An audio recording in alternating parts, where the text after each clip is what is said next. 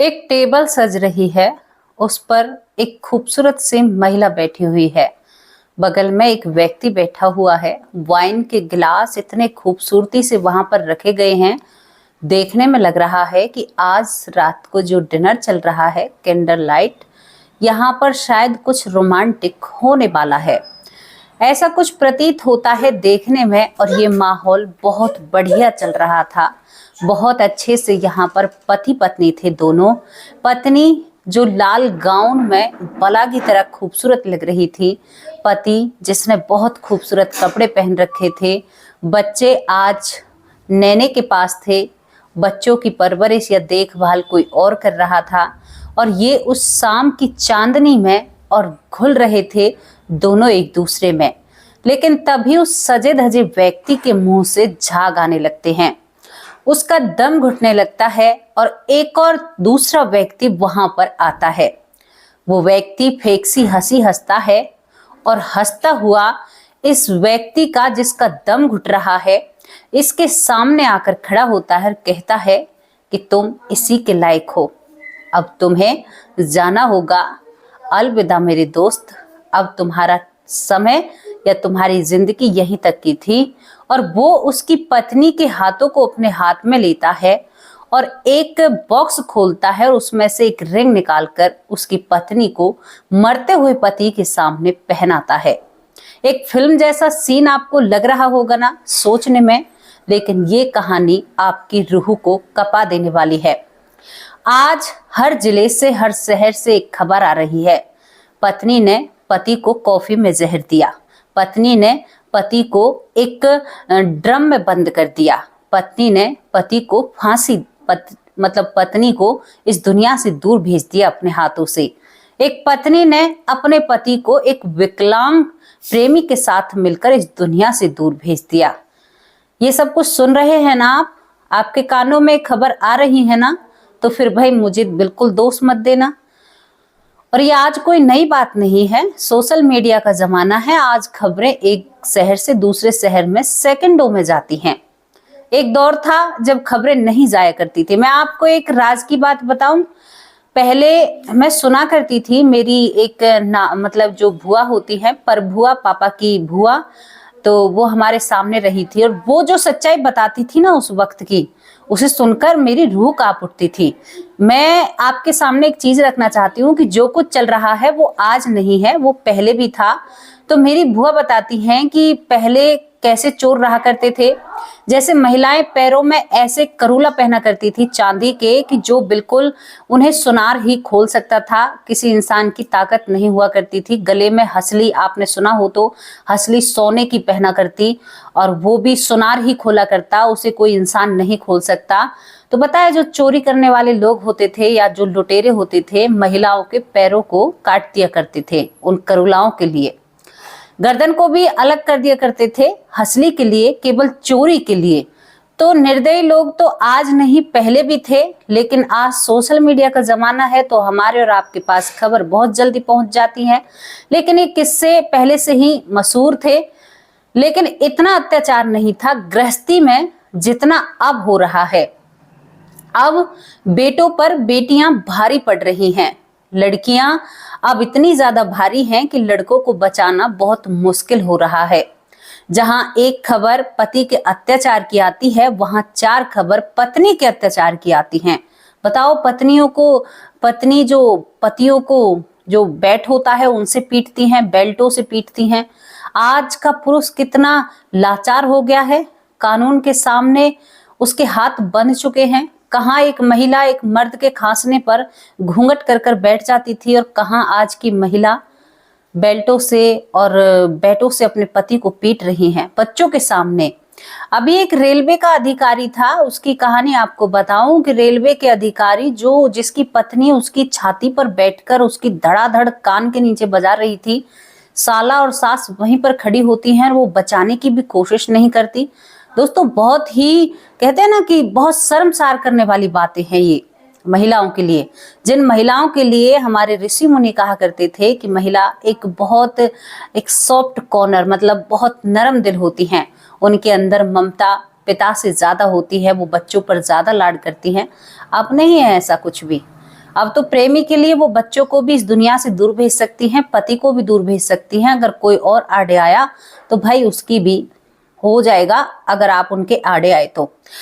अब ऐसी ही कहानी आप लोगों के सामने लेकर आई हूं, लेकिन इस कहानी में थोड़ा सा उल्टा होता है। उल्टा क्या होता है कि जो पत्नी अपने पति को इस दुनिया से दूर भेजती है, वो पति दोबारा जन्म लेकर आता है, लेकिन वो पति वहां पर जन्म लेकर आता है जहां से उसका जाना मुश्किल हो जाता है उस पत्नी को सबक सिखाने के लिए।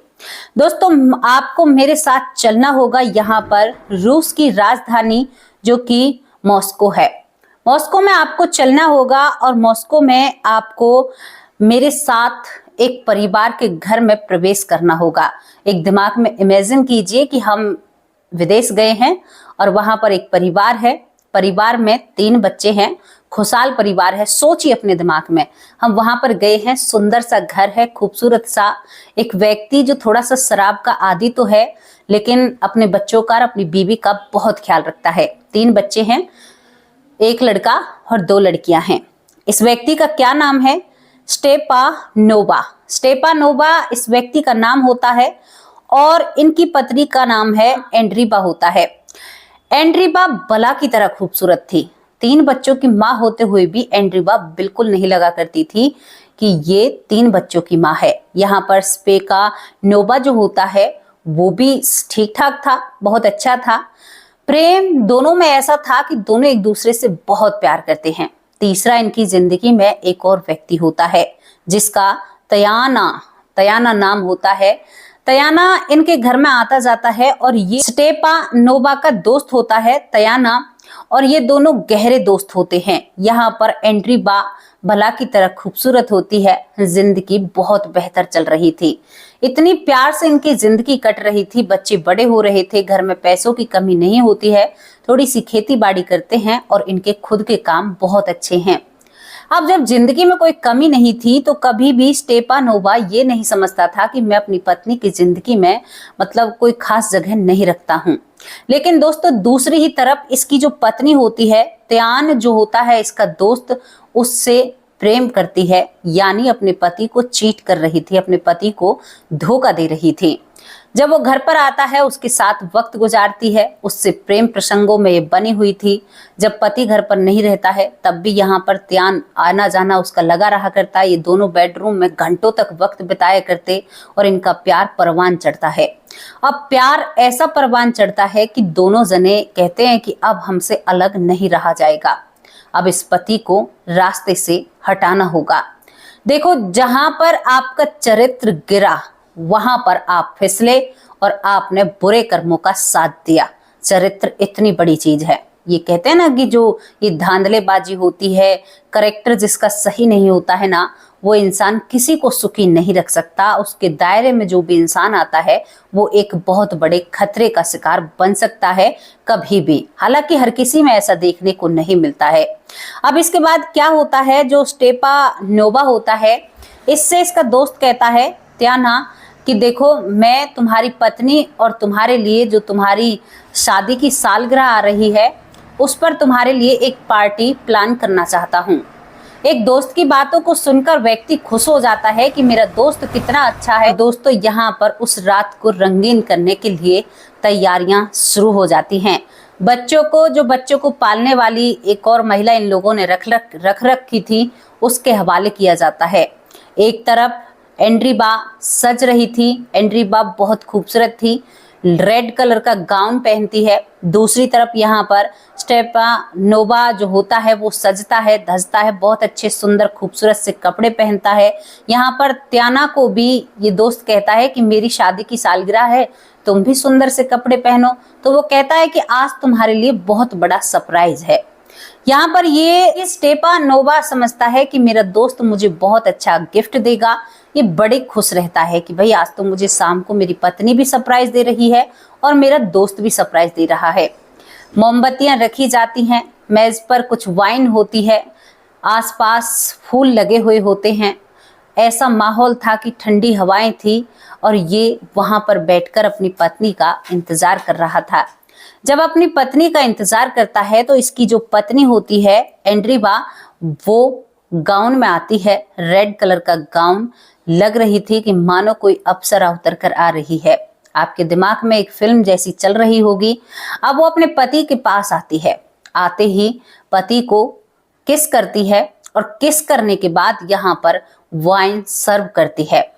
वाइन सर्व करती है, सर्व करने के बाद यहाँ पर जो स्टेपानोवा होता है वो उस वाइन को पीने लगता है अपनी पत्नी की आंखों को देखकर। कहता है कि मैंने बहुत अच्छा किया होगा जो तुम जैसी पत्नी मुझे मिली है, जो मेरी हर चीज का इतना ख्याल रखती है, और भी कुछ अच्छा किया होगा जो इतना अच्छा दोस्त मुझे मिला है जो मेरी खुशियों का इतना ध्यान रखता है। यही सब कुछ बातें करता रहता है और वो गिलास पर गिलास, 2 गिलास या 3 गिलास वाइन पी लेता है। दोस्तों, जब वो वाइन पीता है उसके बाद उसे घबराहट सी महसूस होती है। वो अपनी पत्नी से कहता है और अपनी टाई को ढीली करता है, यानी उसकी बहुत अच्छे कपड़े पहने हुए थे, उसने आज बिल्कुल एकदम ऐसा लग रहा था कि मानो शादी वाला दिन हो। तो वो अपनी टाई को ढीली करता है तो पत्नी कहती है कि क्या हुआ? तो वो कहता है कि पता नहीं, मुझे घुटन सी महसूस हो रही है। तो वो कहती है कि कोई नहीं, होता है ऐसा। पत्नी अपनी उंगलियों को, जो टेबल होती है, उस पे इंतजार कर रही थी कि इसको कब स्टार्ट हो कि इसके साथ कुछ घटित हो।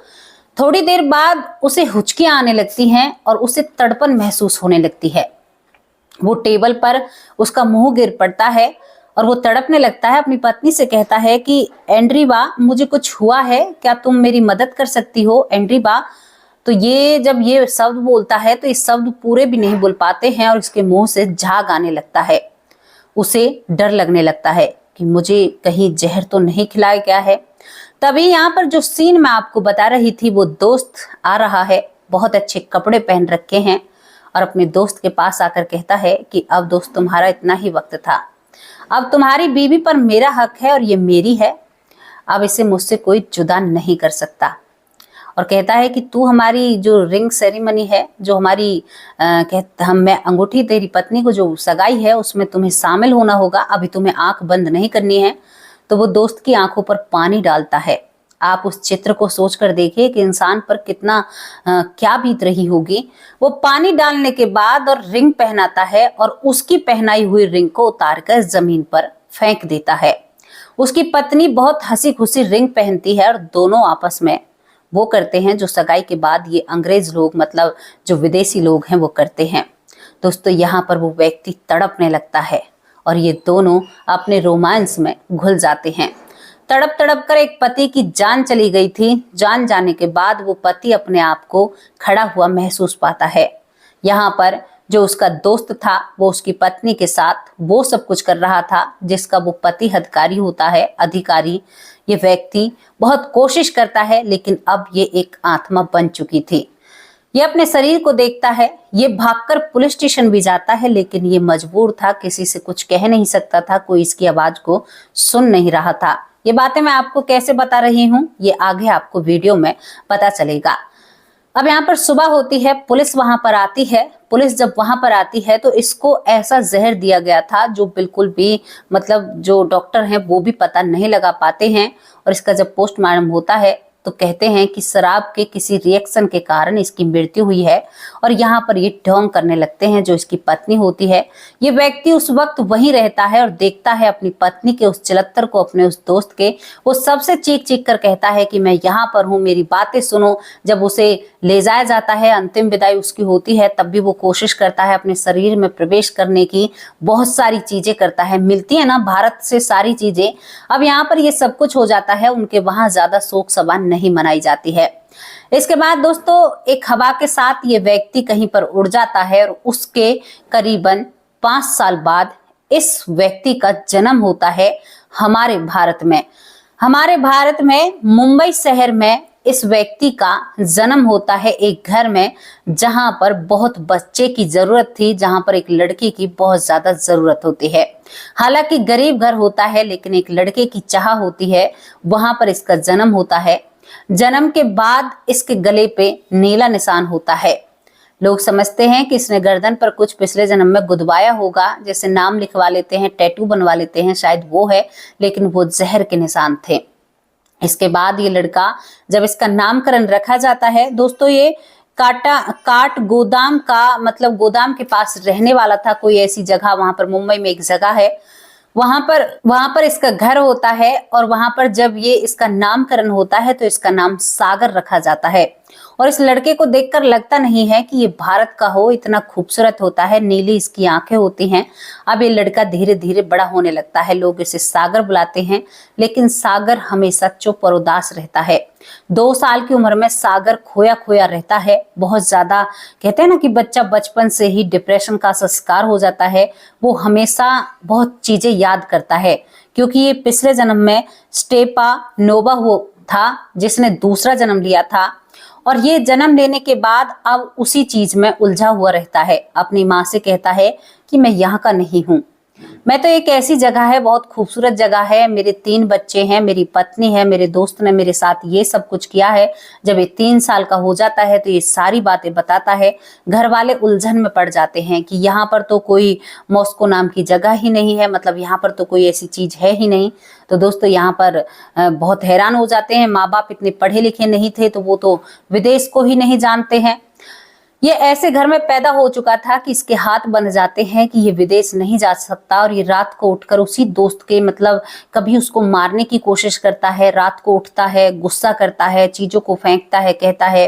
कभी भी जब स्कूल जाने लायक होता है तो स्कूल में दोस्त नहीं बनाता है। कहते हैं कि दोस्त बहुत गंदे होते हैं, दोस्त ऐसा करते हैं। अपनी माँ से रो रो कर अपनी ब्याह अपने दुख को बताता है। कहता है कि माँ, पता है मेरे साथ कितना बुरा हुआ, मेरी पत्नी को मेरा दोस्त लूट कर ले गया, मेरे बच्चों का वो पिता बनकर रहता है, मुझे उसने जहर देकर इस दुनिया से दूर भेज दिया, मेरी पत्नी मुझे मरता हुआ देखकर हंस रही थी। माँ, मैं इस दुख को कैसे सहूं, कैसे मैं भूलना चाहता हूँ। वो सिर को बीच में मारा करता, इस दुख को भूलना चाहता था। वो बहुत ज्यादा दुखी और परेशान हो जाता है। घर वालों के पास इतने पैसे भी नहीं थे। अब ये लड़का जब स्कूल जाता है तो एक लक्ष्य के साथ बड़ा होता है कि मैं वहां पर जाऊंगा, इतने पैसे कमाऊंगा कि मैं, क्योंकि इसे पता चल जाता है कि मैं रूस का रहने वाला हूं।